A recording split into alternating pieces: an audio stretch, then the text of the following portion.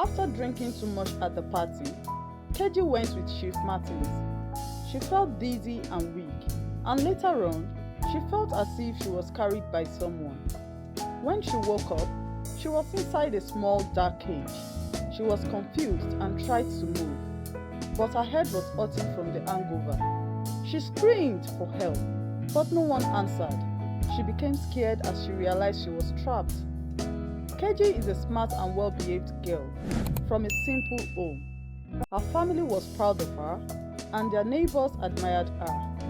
Her parents, though strict, loved her dearly and raised her with strong discipline and good values. Her father worked as a school teacher, while her mother stayed at home to take care of the family. Keji was the first child, and this meant she had many responsibilities. She helped her mother with house chores and looked after her two younger siblings who were still small. Because of her good upbringing, Keji was different from many of her age mates. She was respectful, hardworking, and focused on her education. Her parents always reminded her that education was the key to a better future, and she took their advice seriously. She avoided trouble and stayed away from bad friends, determined to make her family proud. Even though her family did not have much, they were contented. They lived in peace, supporting one another through every challenge. Keji's dream was to complete her education, get a job, and take care of her parents and siblings. Keji was 19 years old, and most of her mates were already in the university. She had finished secondary school 2 years ago, but getting admission had not been easy. For those 2 years, she worked hard, studying day and night, and applying to many universities, hoping for an opportunity to further her education. One afternoon, after visiting a friend, she returned home feeling tired. She lay down to rest and soon fell asleep. When she woke up, she reached for her phone, not expecting anything special. But as she checked her messages, she was shocked. A message from a university was staring back at her.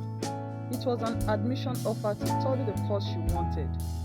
For a moment, she couldn't believe it. She read the message over and over again to be sure. When she finally understood what had happened, she jumped up with excitement. Her dream had finally come true.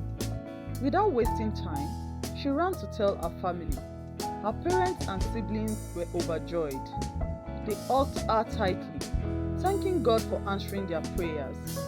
That night, they all gathered and prayed for her success, trusting that their beloved Keji, the bright and hardworking girl they had raised, would do well in the university and make them proud. The days leading up to Keji's departure were filled with preparations. Her parents wanted to make sure she had everything she needed.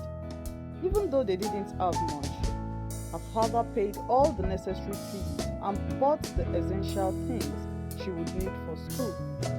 Her mother packed her bags with care, adding foodstuffs and other small items to make her comfortable. Even though they were not rich, they did their best to support her. When the day finally came, everyone was emotional. Keji hugged her parents tightly, feeling a mix of excitement and sadness. Her younger siblings hugged her and they were crying. They didn't want her to go, but they knew she had to. Her father placed a firm hand on her shoulder. "Remember everything we have taught you," he said. "Be a good girl, focus on your studies, and don't forget where you come from." Keji nodded, fighting back her tears. She promised to make them proud.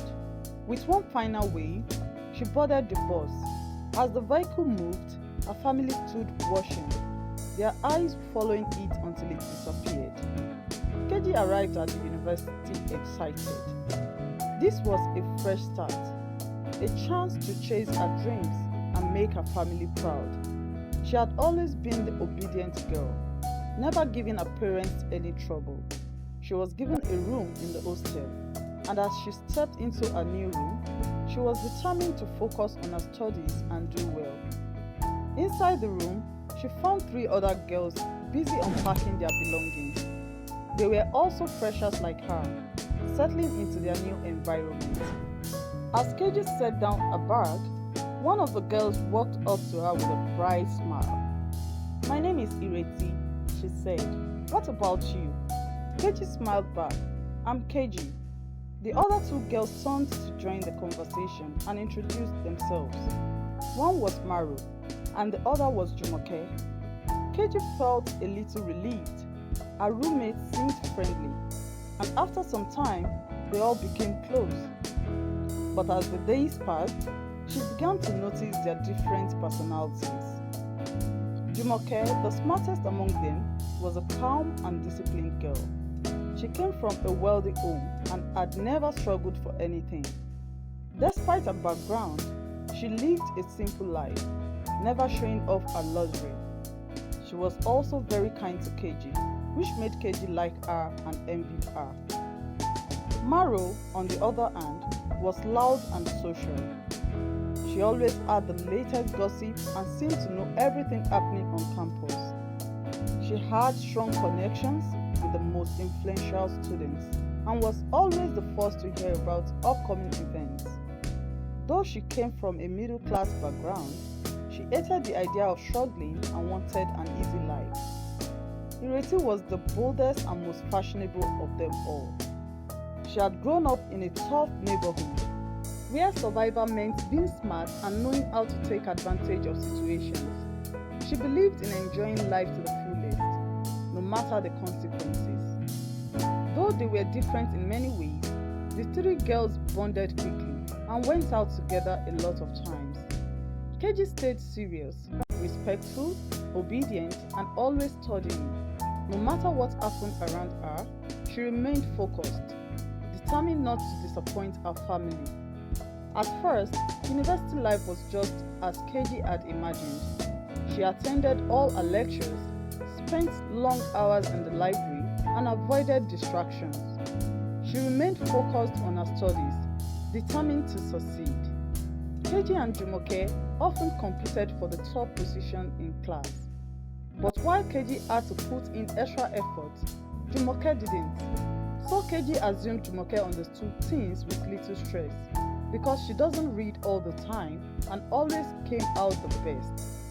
Deep down, Keji envied her for that, though she never showed it. Still, she pushed herself to work harder, refusing to let anything take her mind off her goals. Keji admired the three girls. They were fun, confident, and full of life, so different from her quiet and reserved self. But no matter how interesting they seemed, she stayed focused on her studies, determined to graduate with excellent grades and make her family proud. Maru, Ireti, and Jumoke soon noticed her seriousness and started teasing her. "Keji, why are you always reading?" Maru would say, laughing. "You behave like an old woman." Keji would smile and shake her head, pretending not to mind. She knew they were joking, but sometimes their words made her feel like she didn't quite belong. She was reading all the time, and they were not, but they still did better than her most times, which bothered her. One day, the four girls had an important test coming up. Keji, as usual, reminded them to read their books, but they only laughed at what Keji said. "Keji, you worry too much," Maru said. "We'll be fine. Just focus on yourself." Keji found their attitude funny and assumed they would read later. But when the test day arrived, they still didn't seem bothered. Meanwhile, she had spent hours studying and was fully prepared. She was confident that this time she would beat Jumoke, who hadn't studied much. The test was a computer-based one, and the results came out immediately. To Keji's shock, Jumoke still topped the class. Even Maru and Ireti, who barely studied, performed better than her. Keji was confused. She had worked so hard, yet they did better than her. How was this possible? Keji couldn't hide her anger. The moment she got back to the room, She faced her three friends, demanding to know the truth. She had spent hours reading, yet they, who barely studied, had performed better. Something was not right, and she needed answers. Jumoke, seeing no reason to pretend, decided to tell her everything. She had nothing to lose, and if Keji ever tried to expose them, she could easily pay off the school authorities to have her expelled. With a calm expression, she explained how money ruled everything. Hard work was unnecessary when one had the right connections. Keji stood still, listening as Jumoke revealed how she always got access to the questions before writing exam and test. She had been buying them from the lecturers, ensuring she never failed. It was the easiest way to succeed without stress. Keji's heart pounded as she listened to what they said. She believed that success in university came from dedication and intelligence. She never imagined that students could buy their way to the top. Everything she had worked for suddenly felt meaningless. The other girls found her expression funny. They laughed and mocked her innocence. It was clear they had never taken school as seriously as she did, yet they were ahead of her. Keji felt like a stranger among them, realizing for the first time that she was in a world completely different from what she had expected. Jumoke told Keji casually that she could join them. There was no need to stress herself reading all the time when there was an easier way. But Keji refused. She believed in hard work and honesty. She had been raised to understand that cheating might bring temporary success, but in the end, it will lead to failure. Saying that Keji was too principled to cheat, Maru and Ireti told her to think about it. They assured her that whenever she was ready, they would be there for her. After that, the girls stood up from their beds, picked up their bags and left the room, heading out as usual. Keji remained on her bed, deep in thought. She knew she couldn't do what they were doing. It would hurt her family's pride if they ever found out. She had come to school with a mission, to succeed the right way. But as time passed, things became harder for her. No matter how much she read, she kept failing or making mistakes in her tests. She watched as her friends who barely studied continued to pass effortlessly. The frustration became too much. The stress of studying without results was wearing her down. Slowly, she began to reconsider their offer. The thought of failing over and over again scared her. She had come to university to succeed, not to struggle endlessly. One evening, she made up her mind and told her friends that she was interested in what they had suggested earlier. Her friends were excited. Ireti smiled and told her that she had finally made the right choice. Keji then asked how they got the exam questions and how much it would cost. Jumoke explained everything to Keji in detail. They gave some lecturers small amounts of money during lessons every month. So when it was time for an exam or test, the questions would be given to them first before anyone. Since many students were also buying questions, and when it was time for exams, they had to pay the lecturer again to get the questions 3 weeks before the exam.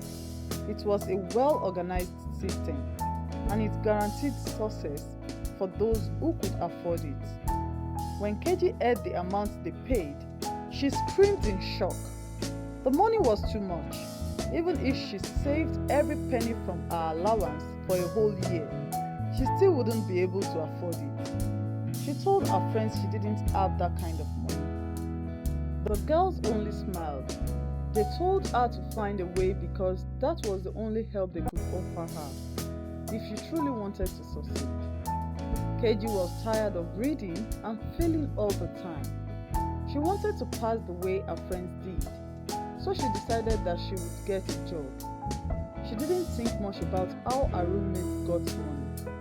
But as time passed, she began to notice things. They were always spending and bought new clothes regularly, and never seemed to struggle like other students. Yet, None of them had a job, and their parents didn't send them large amounts of money, except Jumoke, who came from a wealthy home. Keji began to wonder how they were able to afford such a lifestyle. One hot afternoon, Ireti returned to the hostel carrying several shopping bags filled with expensive items, wigs, designer shoes, and sparkling jewelry. She dropped them on her bed, looking pleased with herself. Keji watched in silence, unable to hold back her curiosity any longer. Ireti smiled as she admired her new items, and Keji finally asked the question that had been on her mind. "How could you afford all these things?" she asked Ireti. Maro, who was lying on her bed scrolling through her phone, laughed at the question. Ireti only smiled and said to Keji that life was meant to be enjoyed. There was no need to suffer unnecessarily when there were easier ways to live well. Maro looked up from her phone and added that young university girls had opportunities if they were smart enough to take them. There were wealthy men out there willing to spoil them, and all it took was knowing how to play the game. Keji frowned. She didn't fully understand what they meant, but she didn't like what they were saying. Ireti simply laughed and told her not to worry. One day, she would understand. Later that night, Maro brought up a suggestion. She asked Ireti and Jumoke that they should introduce Keji to what they were doing, but Ireti immediately refused. She believed Keji would never agree and might even be against it. Besides, their business was highly secretive. If Keji decided to report them or told the wrong person, they could all get into serious trouble. Jumoke, however, felt differently. She thought they should at least give it a try. After all, they were only trying to help Keji. Maybe if she saw things from their perspective, she would change her mind. After much thought, the three friends decided to take the risk and introduce her to their world. One night in the hostel, Ireti informed Keji that they had a way to help her. Not just with school, but with money and luxury. It was an opportunity to live the way they were living and enjoy a comfortable life without stress. Keji was eager to know more. She needed money, and if there was a way to get it, she wanted to hear it. Jumoke explained to Keji that school was not the only way to make it in life. Some people had already figured out an easier way. Instead of struggling, there were men out there who were willing to take care of everything, and all they had to do was make them happy and sell their products to them. Keji was shocked. She didn't know which product they were talking about. She had heard stories about girls dating older married men for money, but she never imagined that her roommates were involved in such things. Without hesitation, she refused. She told them that she couldn't do it. Ireti only laughed. She told Keji that she would learn with time. When school stress and lack of money started dealing with her, she would understand. Keji thought that was the end of the discussion, but she was wrong. As the weeks passed, she started to feel the weight of her struggles. The little allowance her parents sent was barely enough to cover her needs. She watched as her roommates lived comfortably, eating good food, wearing expensive clothes, and traveling for weekend parties. Meanwhile, she was managing gari and groundnuts on some days. She couldn't even afford good clothes or new underwear for herself. The frustration built up inside her.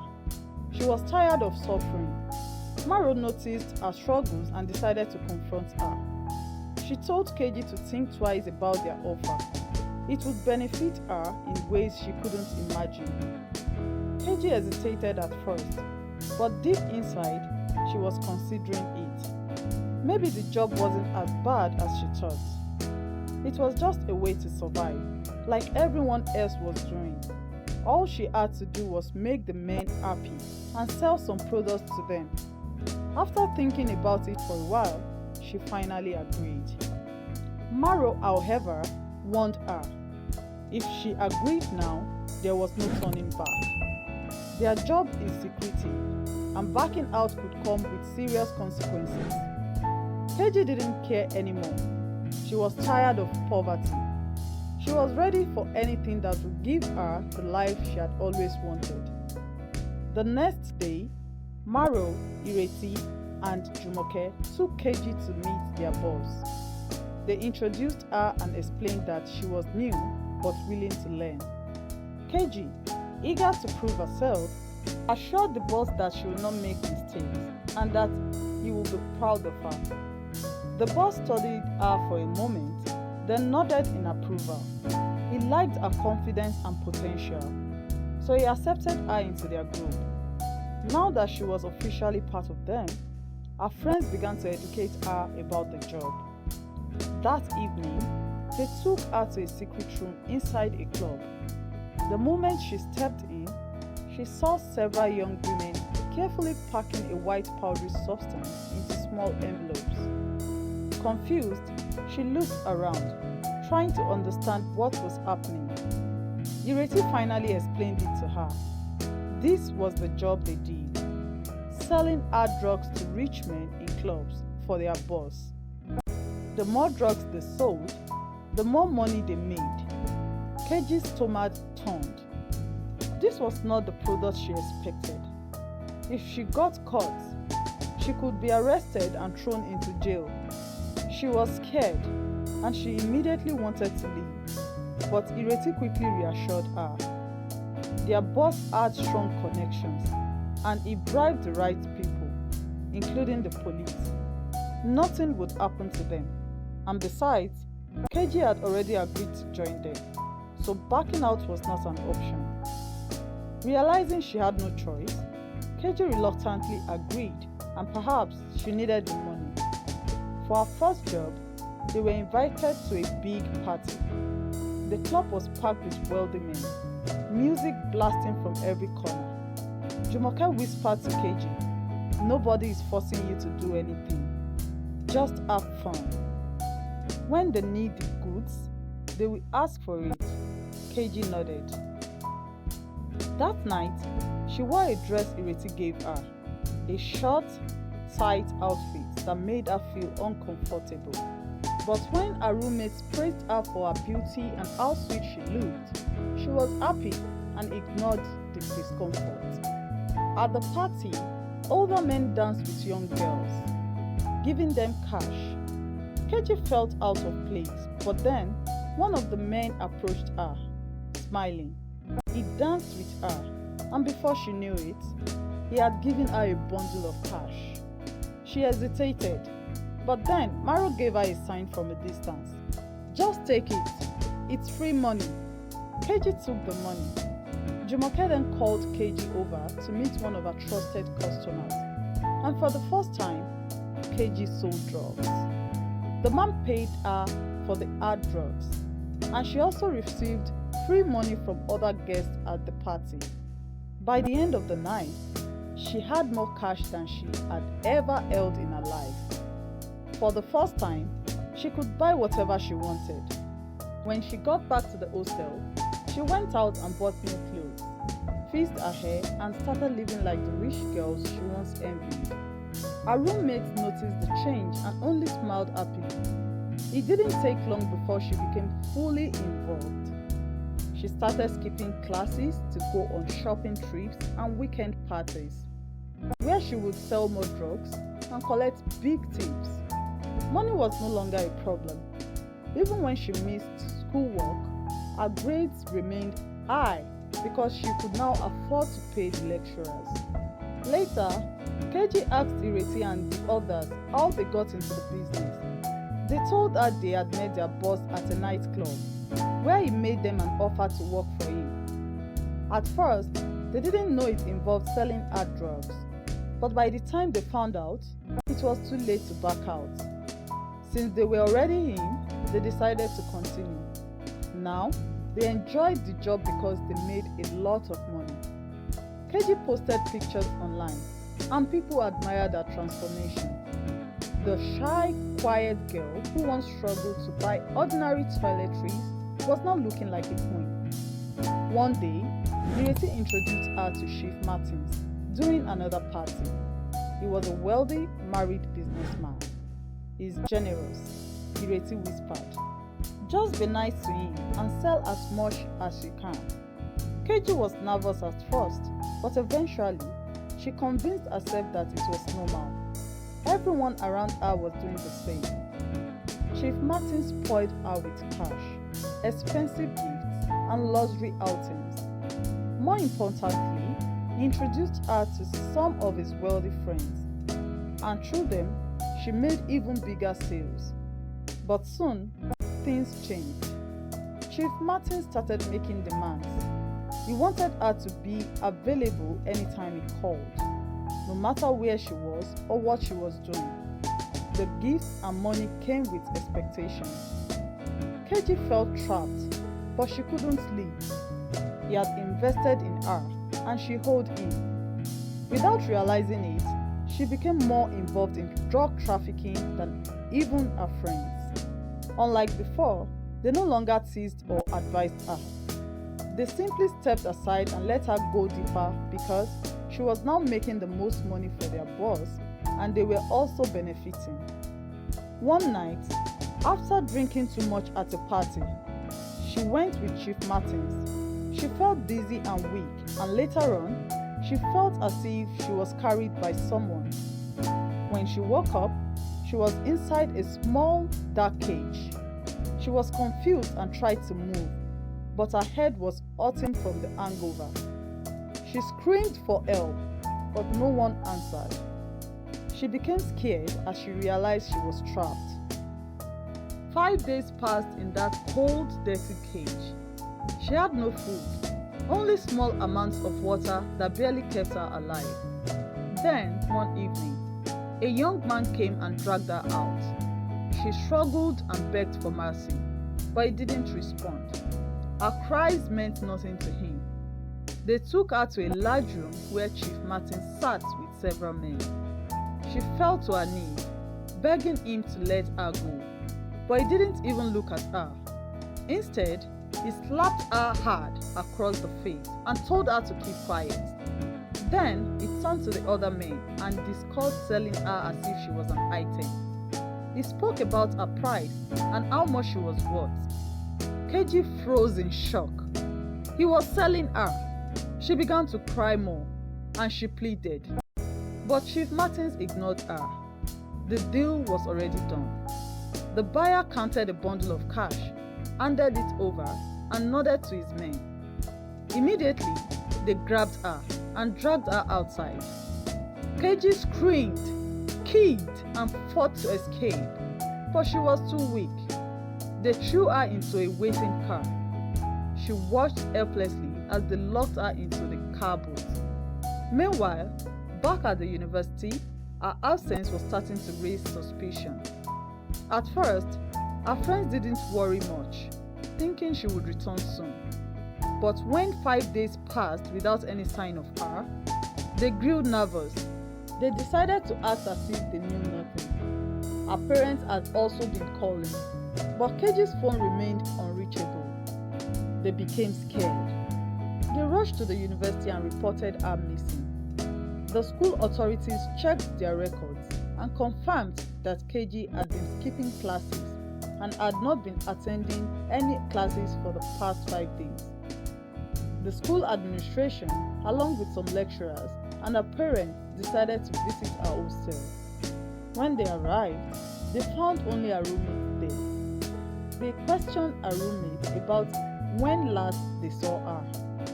They told them all they knew and also said that Keji was acting strange and always came back to the hostel late, emphasizing they were even about to report to the school about it. The school believed them, and the case was reported to the police, and a search was initiated to find her. Her parents were crying and were scared for their child. Hoping she came back safe and she was fine, they also hoped it wasn't anything serious. Keji was in the car's boot, and the buyer drove off with her. The road was rough, and the ride was bumpy. She could barely breathe in the tight, dark space. Then, suddenly, the car broke down and stopped. She heard voices from the people who bought her saying something was wrong with the car. The driver stepped out to check, and after a while, the buyer also got down, frustrated at the delay. Keji was in the boot, but it wasn't locked properly, and to her luck, she was able to open it. Without thinking, she jumped out and ran into the surrounding bush. She didn't look back and she didn't stop. Then she heard footsteps from behind her and guessed they had noticed she was gone. Her heart pounded as she ran faster, branches scratching her skin. When she saw tall bushes, she immediately hid, covering her mouth to stay silent. The men searched the area, looking around, but they didn't see her. She waited and her heart raced until they finally gave up and left. When the place was silent again, she crawled out and ran in the opposite direction. She didn't know where she was going. She just needed to escape. After running for what felt like hours, she reached another road. She waved at a passing car. It slowed down, and the driver, an elderly man, rolled down his window. She quickly explained her situation. Her words rushed and breathless. The man, seeing her bruises and her terrified face, agreed to help. He drove her back to the university, and when Keji arrived in front of her hostel, she was exhausted and barely standing. Her friends were shocked to see her. They rushed towards her, pretending to be happy, asking what had happened. But before she could answer, everything went black. Keji woke up in a hospital bed, her body weak. The first thing she saw was her parents sitting beside her. Her mother was crying, and her father had a deep look of disappointment on his face. The next day, Chief Martins had been arrested. The police had been investigating him for fraud and human trafficking, and his name was all over the news. Worse, Keji's name had been mentioned too. The school authorities got involved, and after reviewing the situation, they suspended her. Her so-called friends, Maro, Ireti, and Jumoke, immediately abandoned her. They denied knowing anything and distanced themselves from her. She was left alone. For the first time in a long while, Keji sat in silence, broken. When she returned home, shame followed her. Her mother wept bitterly, and her father barely spoke. She sat in her room, staring at old pictures of herself, the girl she used to be, the one who was once innocent, hardworking, and full of dreams. After weeks, she finally found the courage to confess everything to her parents. She told them about the cheating, the drug dealing, and Chief Martins. Her mother cried, and her father sighed heavily. But in the end, they forgave her. Determined to change, Keji returned to school after her suspension. She cut ties with bad friends, stayed away from distractions, and focused on her studies. She had made a terrible mistake, but she had been given a second chance. This time, she would not waste it.